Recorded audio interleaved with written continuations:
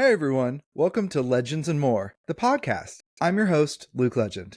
Today, I have with me somebody who is an end-of-life doula. I have with me today Debbie Pierce. Debbie, how are you? I'm good. Wonderful. So Debbie, tell me, what is an end-of-life doula? An end of life doula is a person that helps walk somebody home, is how I describe it. Basically, there's birth doulas that help babies come into this life, like people, spirits come in to be born here, and adjust to that. And I'm just do the opposite, walk people out of this life into the next life. Very interesting. And what all does that entail? It can be everything from even somebody in midlife that is contemplating and thinking about their own death. Because after all, we all do die. And we come to that realization at some point in our life, like, yeah, I am going to die someday. And maybe starts thinking about that. So, what that might look like for them, maybe overcome their fear of death, maybe use that contemplation about death to change the way they live. In fact, I would say that facing death makes us live life better. So I'll help take the fear away. Maybe help think about what somebody's life values are. So I'm saying a lot of us don't even live our life according to our values until we wake up sometime and maybe contemplate our death and then go, oh shoot, what do I want to leave here? What do I want this life to mean? And so it might start there, and I'll help them think through their values, how they can live the rest of their life according to their values, leave some kind of legacy, and then carry that on to their passing. So an example I might give you is some people I work with in the environmental area, or people that are trying to work for environmental justice and saving the planet and climate change. And so that's kind of a value that they have. So when it comes to talking about their end of life, they want to make sure that it represents that. So they're going to want to have a green burial. They're going to want to have maybe a home funeral. They're going to want to minimize their carbon footprint because that's part of their value.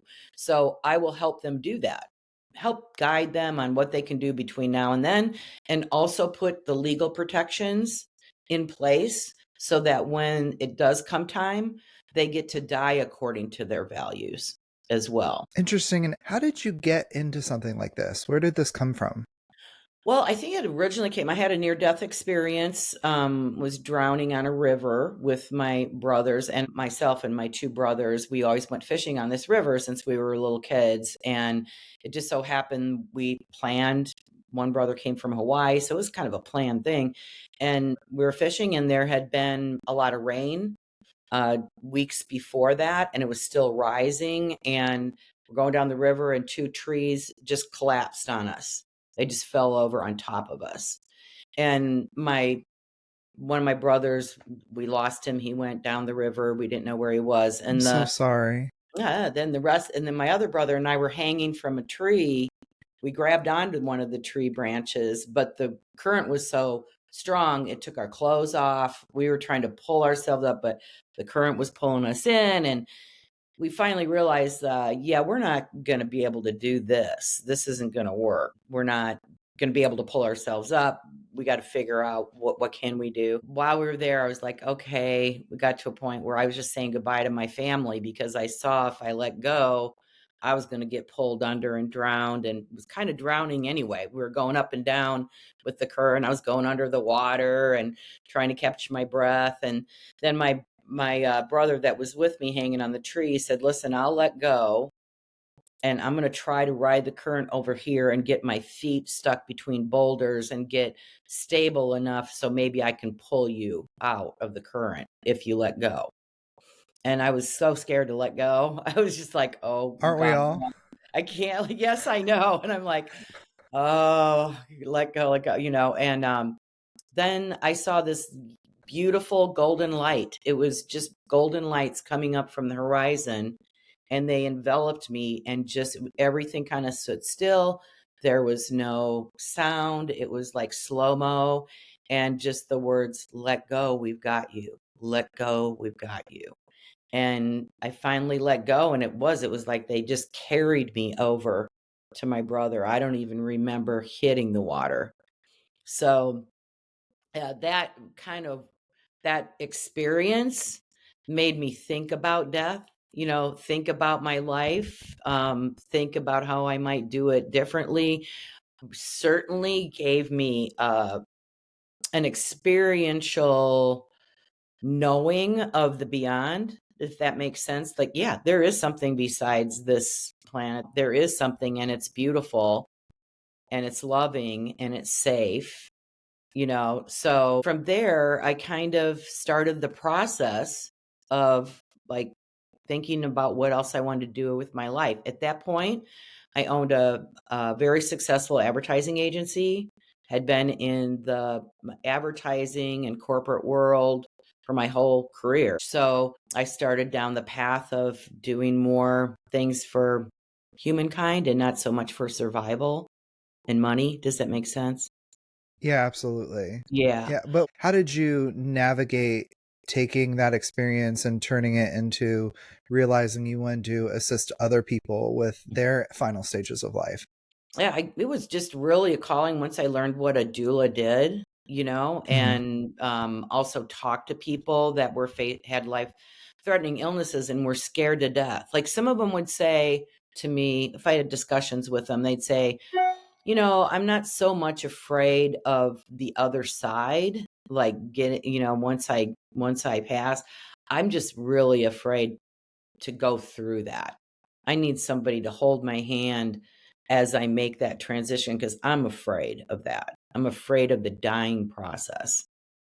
And so then I started looking into, doula training, took a couple years of doula training. And while at the same time, I had been introduced to psilocybin mushrooms, to psychedelics. And that kind of started opening up my heart and my mind in a different way, and I was very called to get that education and start also using psychedelics.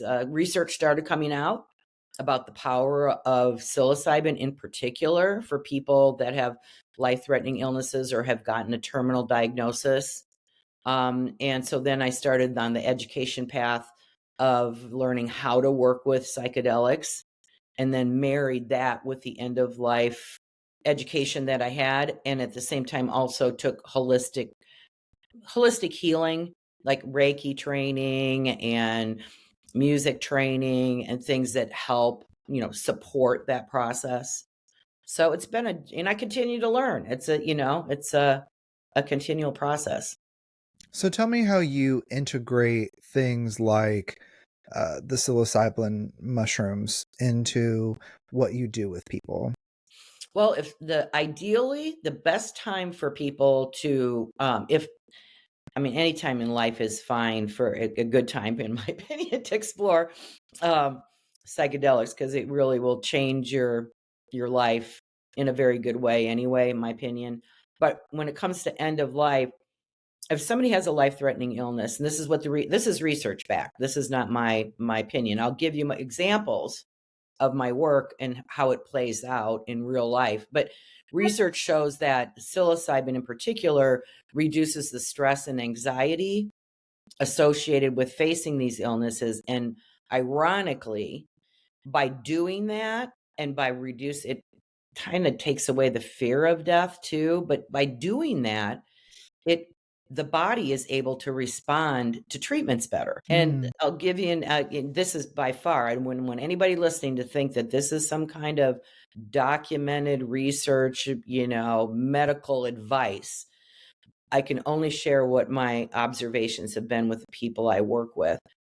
Example one was a woman I worked with stage 4 breast cancer, and she had been fighting it for 2 years. I did psilocybin ceremony with her. It was very powerful. A lot of things like grief and emotions that were in her body were released. She found just this great joy and peace. Forward, year and a half later, she's in remission. How do Wow. you explain that, right? I mean, and it's in her brain and her lungs and her liver was suffering. I mean, she was not in good shape. No, I've had other incidents where people too, they just like, I don't want to even say if it's miraculous because they're going through medical treatment, but somehow releasing those things and being able to see it differently and without the fear. Maybe it's the fear of death that causes us to have the disease progression. I don't know. Isn't that All ironic? I know. All I can say is that it's nothing short of miraculous what I've been able to observe in this space using that medicine. I work with sanctuary, which is means that it's legal, like you have the religious right to practice it. So that makes a difference too. 'Cause a lot of people are interested. I find doctors, most doctors, every doctor I've talked to, literally everyone I've talked to, I'm sure I haven't talked to everybody. So again, this isn't scientifically. They've all said if we could prescribe psilocybin to our patients, we would. I mean, because Very interesting. they see it, the results of it in their treatment outcomes as well. Well, I know that Scott, the man that referred you to me, I had an episode with him where he discussed the mushrooms, and he had stated that with the people that you work with, there's like a certain percentage of the people that you've had business with that had terminal Hmm. diagnoses, that over half of them, after doing their psilocybin experience, they're still alive. Is Yeah. that correct? Well, yeah, I'd say way more than half. I mean, I've compared it with other ministers that have worked in this space, and we all go, I think we've only had one person that actually died. I mean, like I'm not saying they That's won't. We really all are going to die right, someday, right? But right, yeah, right. yeah. But they were given a terminal diagnosis and said, "Hey, you're going to die soon." And Hmm. they took mushrooms that did this experience with you, and now they're still alive. Yeah. You know, And part of it, it's not like it's any psychedelics in particular, and psilocybin included, are not a miracle compound by themselves. right, Right? So the community around it, keeping up with them, working with them, helping them integrate it is really, really important. It's not like taking another pill. It doesn't work that way. right. Yeah. So we offer a support group, I guess I'd call it, for people with life-threatening illnesses that they can come together after an experience or before, didn't have to have involve psilocybin, to talk about how they're feeling and being able to share those things. And they had a psychedelic experience, what they learned. And most of them, I'd say they could have all different kinds of experiences or within that psilocybin space, within the mushroom space. But for sure, they all come away with feeling a deep love, a Hmm. very deep love around them. No fear, like this just beautiful, almost the couple of them have described it like, I feel so much love and joy. I don't even know how to contain it in my body. It's Hmm. so profound, and so that gives them peace. So as even as they go, it's not like, "Oh, I wanna use this to overcome my illness." They actually come to peace with their illness, and then Well, I that's just think I think that's so interesting because I do think it has to do with people letting go and facing the things that they don't want to face, right? You yes, know, yes.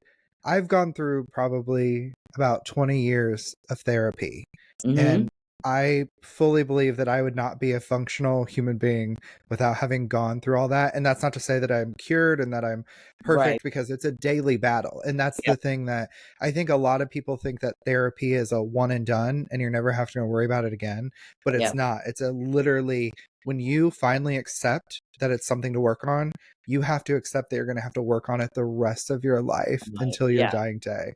And so yeah. it's like, as a person who's been in therapy for a long time, when I come across people that are experiencing grief or trauma or PTSD, and I suggest, hey, therapy would be very beneficial, the Mhm, amount of pushback that I get is very shocking to me.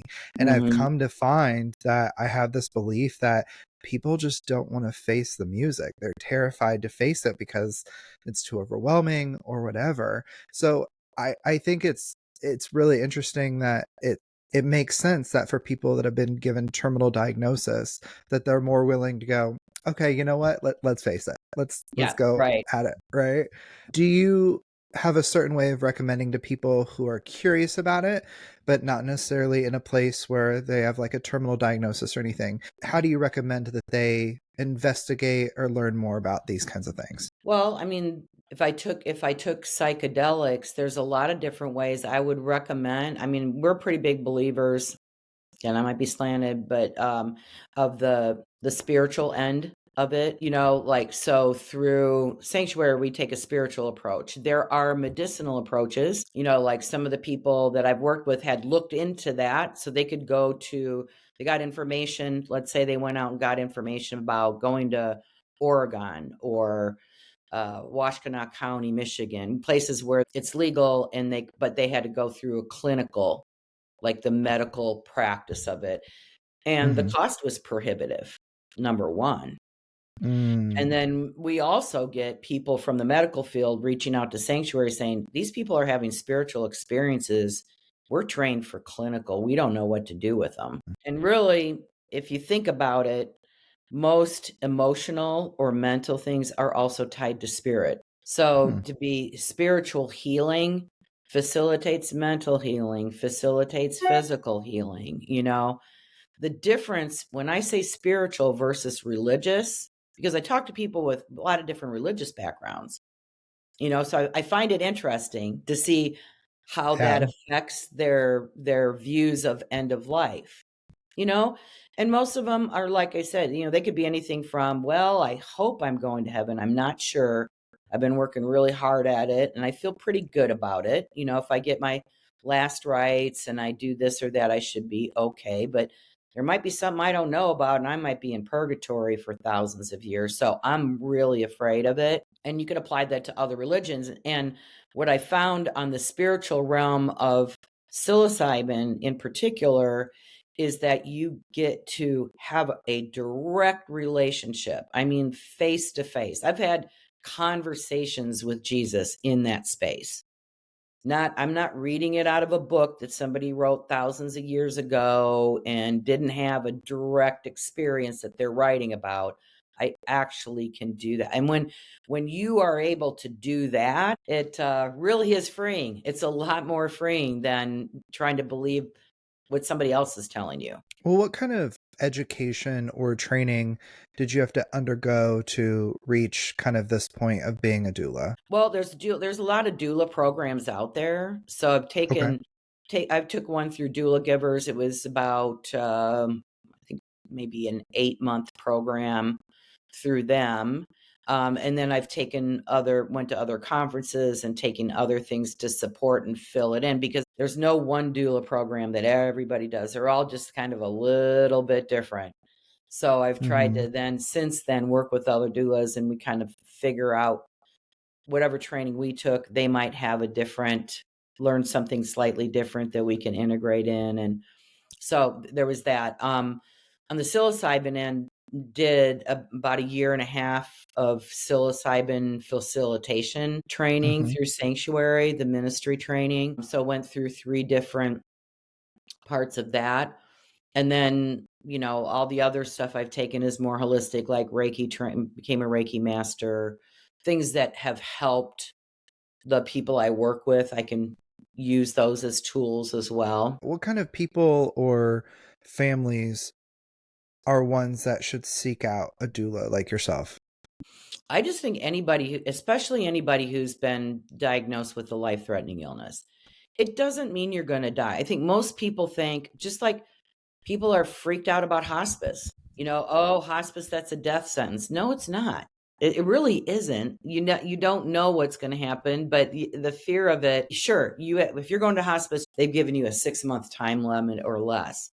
But I've also seen people that have gone into hospice and had it extended, and 5 years later, they're still in and out of hospice. They're not gone. Mm. So I'd just say that a doula, the same way, I think people are hesitant to even talk to a doula. Some people, believe it or not, in this state, the attorney general has banned doulas because he thinks we're in competition with funeral directors Which and state wants are the you in? state of Indiana.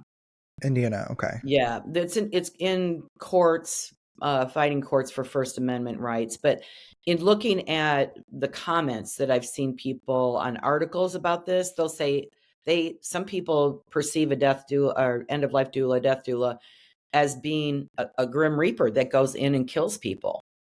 Like they really believe we go in if you get a doula and we're going to Interesting. kill you. So there's just a need for a lot of education. It's not, it's just not bad. Given We're kind and of then I tell you my experiences where it's the opposite. They are right. not, yeah.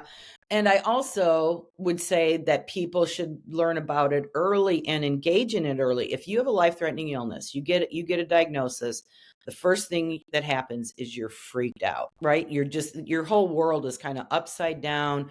We call it the shock phase. You're in Right. shock. And then you're hearing the doctor, you kind of see his mouth moving, talking about what the treatment plan is. There's And it's things that very Charlie Brown's French teacher. Wah, wah, wah, wah, yeah, wah, wah. yeah. Yeah, you have no idea what they're saying. Yeah, you're listening to your doctor. You're going to, of course, think you're going to do everything the doctor tells you to because you're scared, Mhm. but you sometimes don't even accept it. Some people get the diagnosis and are in shock and won't even get treatment for 3 or Mhm. 4 months because they just don't want to accept it. And then typically after that phase is what they call stabilizations phase. And then you're going through treatments. You're kind of stabilized, you've accepted it, you're going through your treatments, but you're not, going towards end of life yet. You're still in what I want to call it. Well, a treatment phase. You're not, there's still treatments are viable. Either the shock phase or the stabilization stage are the best time to get in touch with a doula, and also the best time to do psychedelics because it snaps you out. The sooner you can get out of that shock phase and the Mhm. sooner you can get that love and stability, now you can live every single moment, however long that is, the best you possibly can. I'm really You're gonna live it interested more in fully, you're gonna do the things you want to do and should do with your family before your time is up. So I'm really interested to hear about uh, these conversations that you've had with the universe through your psilocybin journeys. mhm. Can you tell me kind of some of the conversations? What have you learned and discovered about the other side? Gosh, one of the things just to you're talking about the therapy, right? And I have Mhm. also came from complex PTSD, from having my life threatened multiple times, sexual assaults, all that. And so my conversations, some of them have been around healing that. So I have spirit, I've had Mother Mary, I've had Mary Magdalene, I've had Mama Gaia, that I need a mother. I would say Mhm. I need to feel the healing presence and the love of a mother. And so those I get those connections in that space and can feel that. Mhm. And sometimes them just holding me and letting me sob for hours to release that negative energy and that sadness and feeling held through that, and then through that feeling healed. I work also with kind of help facilitate a group at Sanctuary with internal family systems. Don't know if you've ever heard of that concept. No, No. it's very popular in the therapy, probably number one most talked about therapy modality. And the idea is that you have parts of yourself that break off because you're a child. Children go through some kind of trauma, no matter what it is. Their mom has to go back to work. It's a traumatic, whatever. Yeah. And little souls and little minds, they can't handle that trauma. So they have Mhm. parts of them that split off of their ego or their personality. And they kind of exile. They're hidden. That when you said about people are afraid to address their shadow, that's an exile because it's that little part of you is scared and hiding somewhere in your psyche. On top of that, those exiles, you develop personality patterns that help try to protect that exile, that pain coming out. So if you Mhm. drink alcohol, if you have an alcohol problem, if you have a drug problem, if you have a weight whatever, any kind of addiction, if you I had the thing of always having to be busy so I didn't have to think and I didn't have to feel. Mm, We all come up with something that helps protect that pain so we don't have to feel it. So internal mm, family systems is a way to go and find those parts and very lovingly have conversations, understand them, and so I'll just share one experience with it because I think this will tell it all in the mushroom space. As part of that internal family systems, I'd identified a 5-year-old part of me. That 5-year-old part of me, I knew from history.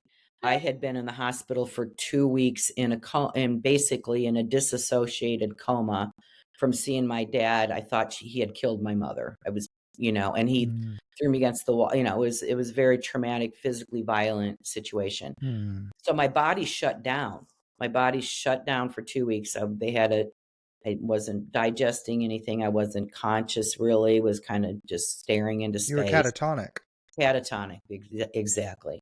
So I came out of that. I mean, obviously, I came home, went on with my life, but that exile I knew was still there. And I knew something had to be in my body. There had to be a repercussion of that. That just doesn't go away because they got my digestive system to work again. But so I was thinking about that 5-year-old and I went did a psilocybin ceremony, a journey, and that 5-year-old showed up in that space and she was in a bubble. She had this bubble over her, like a rubbery kind of bubble, and she was just playing with her dolls, having a good time. And these arrows were like things were trying to poke into that. You could see them poking into that rubber bubble that was over her. She'd kind of look at it and just keep playing. So I have a conversation with her and say, wow, you've been in this bubble a long time, are you having fun? I started the conversation. And I said, there's a lot more to do out here if you want to come out. And on her heart, there was Band-Aids over her heart where her heart had been wounded. And she threw an absolute fit, just started screaming and, temper tantrum. No, no, no, no, I can't leave this. Who's going to protect me? Who's going to protect me? I can't leave this bubble. And just really didn't want to talk to me anymore after that, was upset. Later on this summer, actually, I went and did a psilocybin journey and went on kind of a hermitage by myself in the woods, did a thing, and I purposely wanted to reconnect with her again. And I got with her and brought pictures and, got into that space with her. And she was in my left hand and in my right hand. These spirit guides came and helped her process that pain. She took my parents in the right hand, took them one at a time, and anybody who had hurt me, and went through this healing process between that. And what we call it in the IFS world, she became unburdened and then became part of my soul, was able to integrate back into my personality and my soul. I felt this life force come on me. Like you've heard people talk about Kundalini or, life force. It was such a powerful, loving light force. It was like I could tell a piece of my soul came back.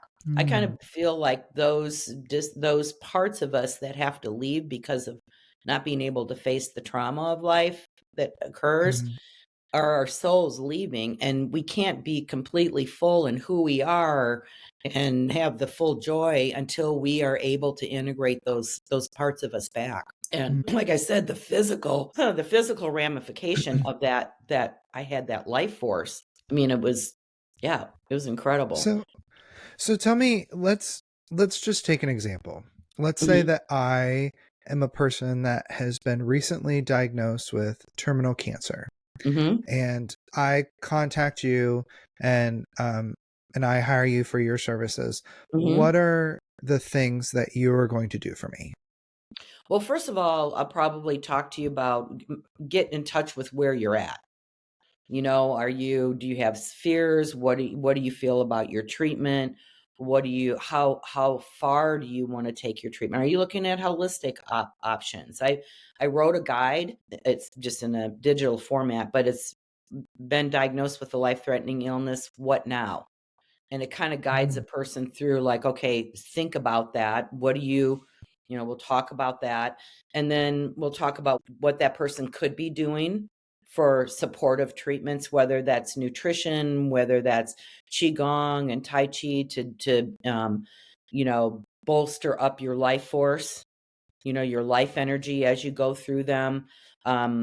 I'll talk about healing teas like Ojibwe tea, just different things that they could do regardless of what choices they make on their treatment. And then from there, start thinking about, okay, you're on this journey. How can I support you? Some people at that stage just say, wow, could you at least help me get into place my end of life legal protection? Now, they might already, most people think of their finances and have thought about them for a long time. Like Mhm. for some reason, our first notion is, oh, the money. What am I going to leave my Mm. kids and blah, blah, blah. That part, I mean, you can make a simple will without hiring an attorney, but if you want to, I'll advise them if you haven't taken care of that money part, here's some attorneys you could see that will help you put that part together. But what my focus is more about what, if you're contemplating end of life, what do you want that to be, including, let's say you go down your treatment path and at some point you get to a point where you don't want to do treatments anymore. They're not Mhm. doing you any good and they're just making you more sick. If that should happen, it may not happen, but if that should happen, we can legally protect what you want. So if you say, if let's say I'm talking to somebody and they say, well, if they're recommending aggressive treatments that are making me sick and they only have a 3% chance of making me better and it takes away the quality of my life at the moment, I don't want to do them. And so we'll write that up in a legal document, or it's kind of like a do not resuscitate, but in much more detail. And then we'll also start discussing about, well, and then let's just take that a little bit further, because sooner or later you will probably, we're all going to die sooner or later. And Mhm. we'll start talking about their values. So what's been the most important thing in your life? What are some of the things that you really enjoy? What are some gifts that you're leaving? And a lot of people, believe it or not, haven't been able to see that. They don't even see the gifts they've given. So I'll spend time with them to help them see the value that they've had and the Mhm. impact that they've made. Even if, I think we all have in our mind, it has to be this grandiose thing. If we weren't a Nobel Peace Prize winner, we failed. Mhm. And so I'll go through and say, well, look at your children and look at the things you left them and the things you taught them. And maybe they were a school teacher, and I can think through, help them remember all these students that came up to them and the influence they had. And so we'll start just thinking about their life up to that point, and finding all of those gifts, and then start talking about what they can do now.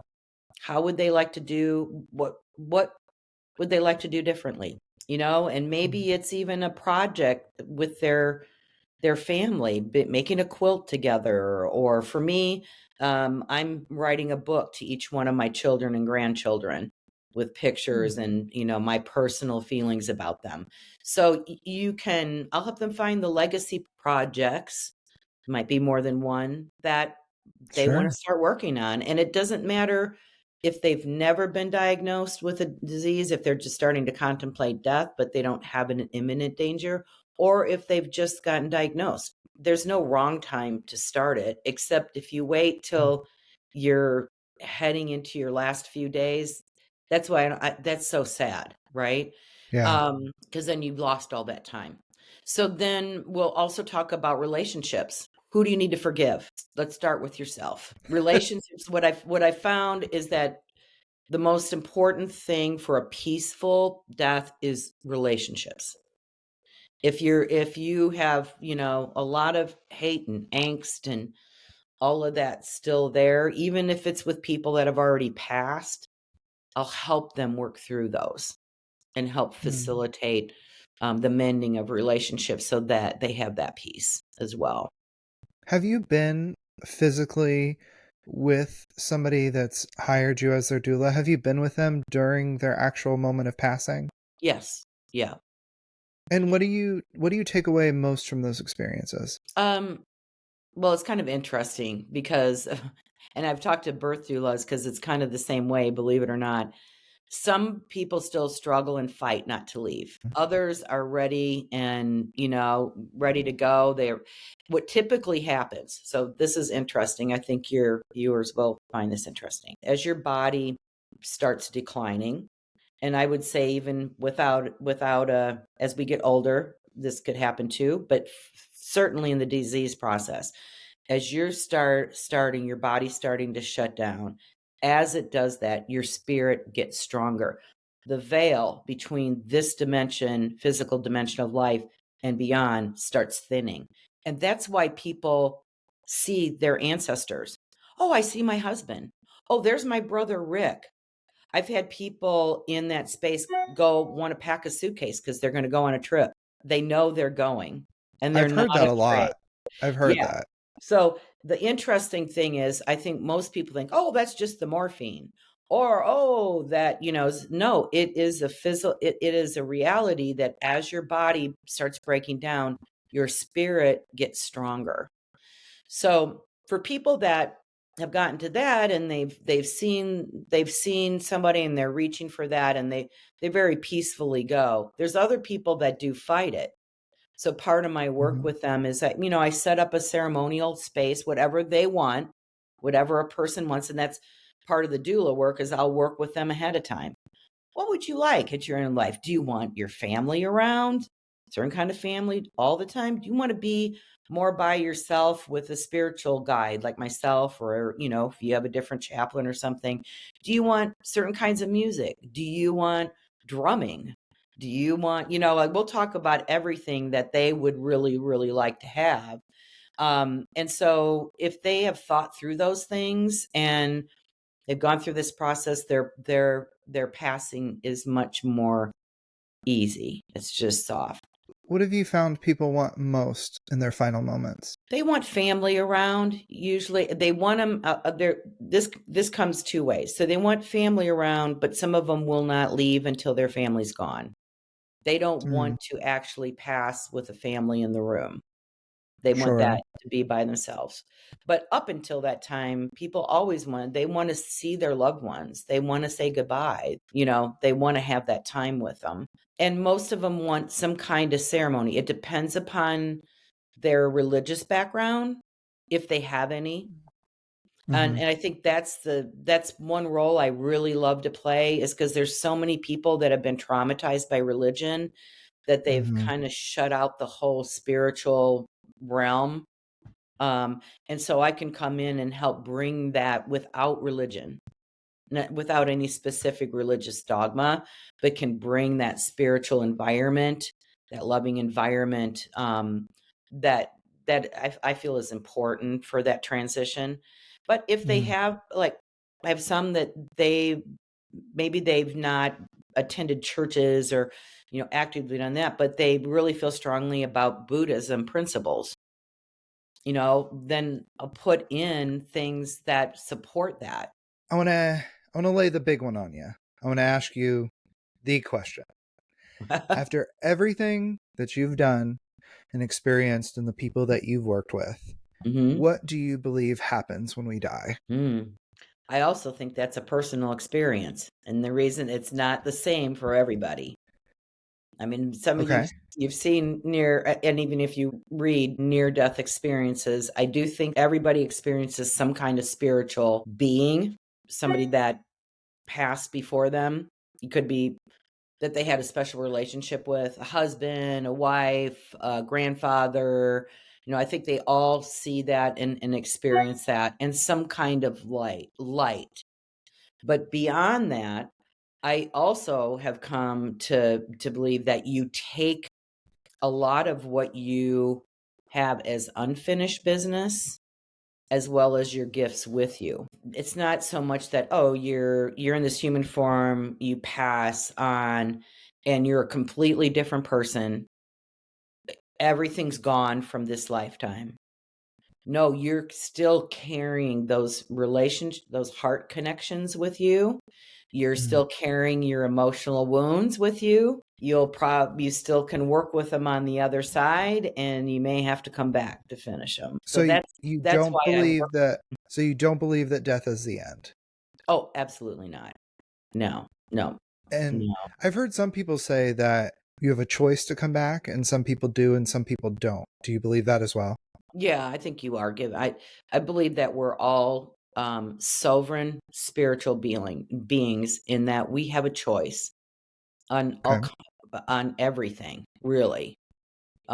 So we do. We would never be forced to come back. So through your work and experiences, what have you come to believe is the purpose of our time on this earth? Well, it can be multiple things. I think we all have things to heal from ourselves. We all have things we have to work on. Every single person. And we all have gifts to give. And Mm. so, that's why when I start working with somebody on legacy things and thinking about their gifts, what gifts can you give in your time that you have left? And what do you need to work on? So those are the two things I think that we're here for. And so when I work with them on doula work, it's those two things. What can we work on to heal? Relationships, could be trauma. I mean, I've worked with people where they will, and especially in the sacrament space, they'll grieve. They'll spend hours grieving deaths or losses that they haven't their whole life. They'll shed that energy. That's a good thing. They're leaving that back here. They're not taking that with them. Sure. So we'll work on things that we can do to leave the burdens, leave the things, learn the lessons before we leave that we can, Mm. and then give the gifts. What gifts do you have? And make sure, let's give as many gifts as you can. Um, So what I find with death that I think is really interesting is that there's so many themes surrounding control, right? Which is mhm, ironic because death is one of the few things that we definitely cannot control, right? mhm, mhm, But there are people like me. I'll just use me as an example. I mhm, have insane control issues. Like I do mhm, not like being out of control. I'm not the person that likes to I don't do drugs because mhm, I would be terrified to not be in control. mhm. I've learned to not drink alcohol because I don't like being out of control. Oh, And it's to the point that my control is so obsessive that my mhm, body physically tenses all the time. And mhm, now my body is having a lot of medical issues mhm. from literally just tensing from Yeah, my need to be in control. yeah. How do you recommend for somebody like me to start to learn how to get out of that? Well, first of all, there's a reason why you feel like you need to be in control. You Right. must have had an experience that you felt like had you been in control, or Hmm. that and that saved you. You have a positive, okay, got to stay in control or I'm not safe. You don't Mm-hmm. feel safe without being in control. So it Mm-hmm. would be peeling back to where that, where maybe more than one instance. I mean, I can relate to that, Luke, because I had control. I was the oldest child, and I had to protect my mother from death all the time from my father. Mm-hmm. I was in control. I had to be the one in control. So I grew up, control is everything. Yeah. Mm-hmm. And what happens too with physically, get your cortisol levels checked. I'll bet Okay. your cortisol is off the roof. Um, Probably. yeah. Because being in control is a form of fight or flight. You're actually, you're really Mm-hmm. fighting, I guess. And so your adrenal glands, because they have to make sure they're always in control, are overproducing cortisol, which has all kinds of effects on your body. So Mm-hmm. you can do things. I've done some things. I've been happy to email you some links to some really good cortisol recovery Yeah. stuff. And then yeah, and then there's supplements you can take actually to help then support your adrenal glands so Yeah. they recover. And then again, going back to find out, why do you feel you have to be in control? Where did that start and what can you do to convince Yeah. that part of you that it doesn't need to be anymore, you know? Well, what's hard about that is something that I've always been curious about. When I was in my lower 20s, I think I was 23, 24, Mhm. 25, somewhere around there, I had an incident where I had probably they think it was a minor heart attack while I was Mhm. driving, and Uh-huh. it caused a lot of PTSD, Mhm. and so they put me on a tranquilizer, Mhm. and I became very addicted to the tranquilizer. And one of the things found out now, overuse or abuse of that medication causes really bad amnesia. Mm. So a lot of my memories from younger are Mhm. gone. Mhm. I don't Yep. remember.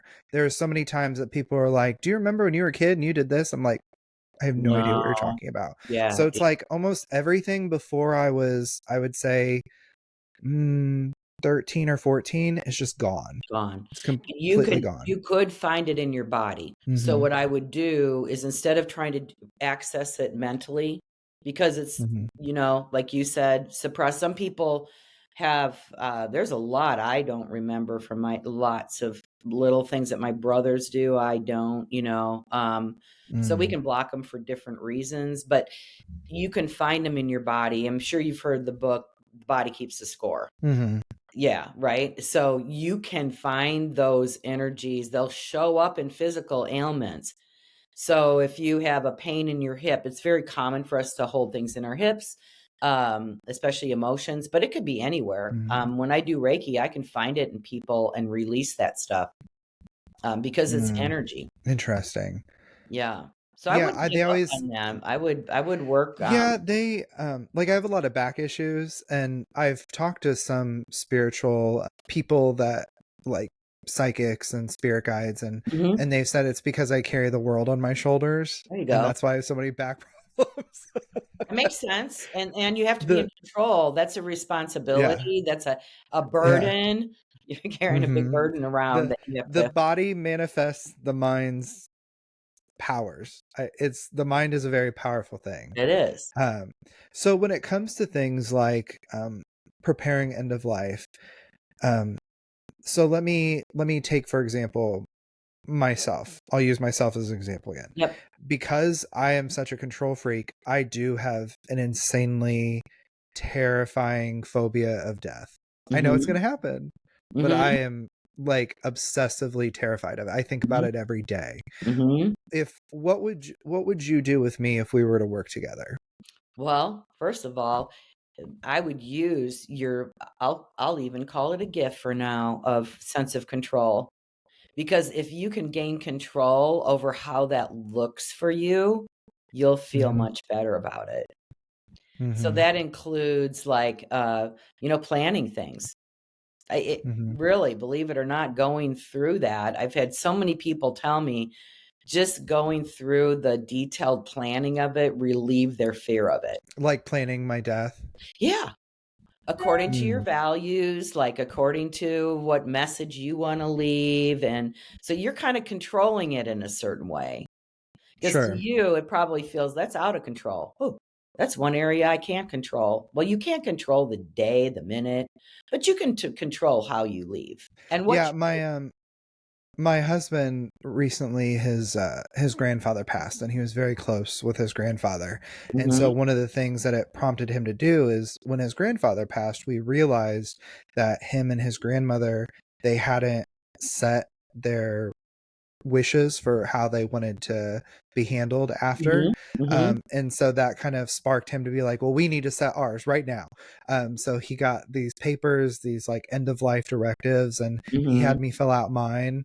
And so I did. I went through and filled out like what I wanted, how I wanted to be handled. I want to be cremated and all these things. And it asked about what you want people to do after. Like, do you want a celebration of life? Do you want a mhm. funeral? And I put that I wanted a celebration of life. It had to be at somebody's house. I didn't want it inside of a Yep, church. yep. And I wanted everyone to be laughing and drinking And Mhm. I said everyone has to take a shot, including all the old people. Mhm, mhm, mhm. So I kind of went through that process recently of like, and so kind of what I took from that is that I put my gifts and I put my humor through a lot of it because I want to be remembered for my humor and Mhm, the smile that I would bring to people's faces. mhm. And so that was a lot of things that I put on that list, is trying to make jokes about everyone has to take a shot. Well, and Luke, the beauty of that is you can take that even further. Not, I'm not saying you need to do it now, but I'm very much encouraging people to do their own video eulogy, their Hmm. own video message. Um, Mm, and that you could tell them, okay, let's take the shot. Like you can uh take it further. I love that idea. Yeah. So you I can think make that's it, great.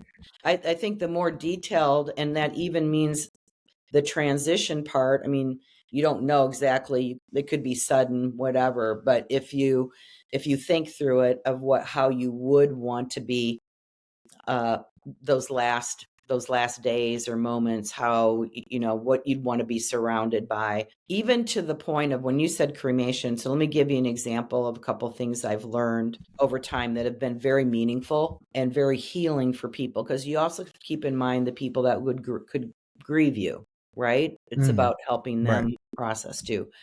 But anyway, home body care.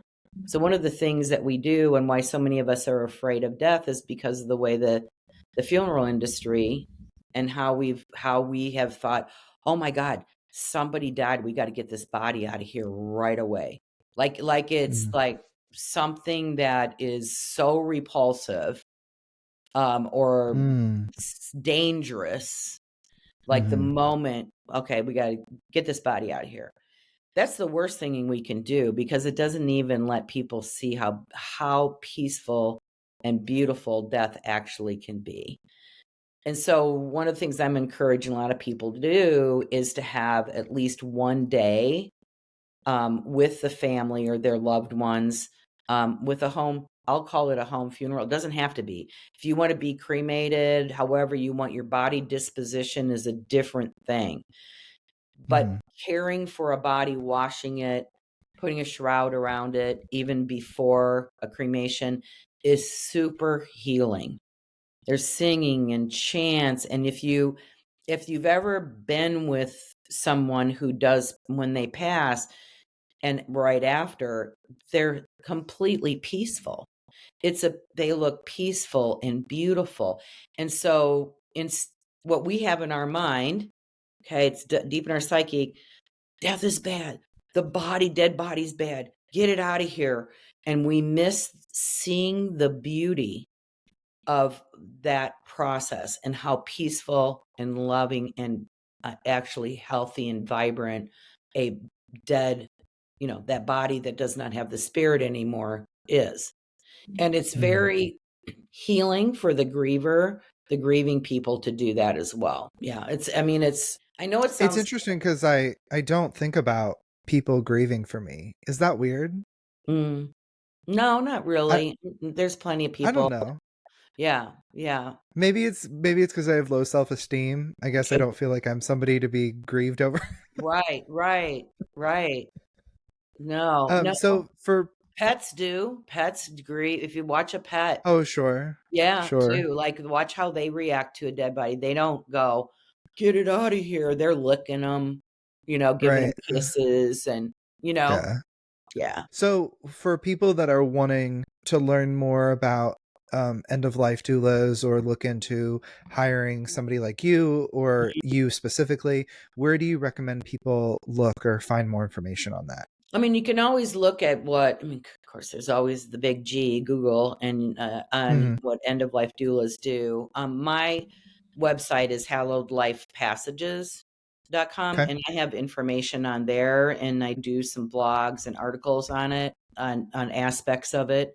You'd also want to think about what's important to you. So there's some end of life doulas that are more medical orientated, and legal orientated, and then there's some that have more of the spiritual thing around them too. like in the holistic practices, like I said, Reiki and all these different things. So you kind of have to think what you would like. And I suppose when you're doing that investigation, you'll see what I mean by the different options and get a feel for them. And Well, usually wonderful. you can have a conversation with them with no cost conversation and see if you feel their energy is good for you. Well, that's wonderful. Debbie, thank you so much for taking time today. I really appreciate you taking Mhm. a moment to talk more about end of life care and the options that are out there. It really means a lot. Okay. Well, Well, thank thank you you. everyone so much for listening. Please make sure to like and subscribe and to follow. The podcast comes out every Tuesday on YouTube and Spotify. And until next time, always remember that anyone can be an icon, but it takes somebody with heart to be a legend. We'll see you next time.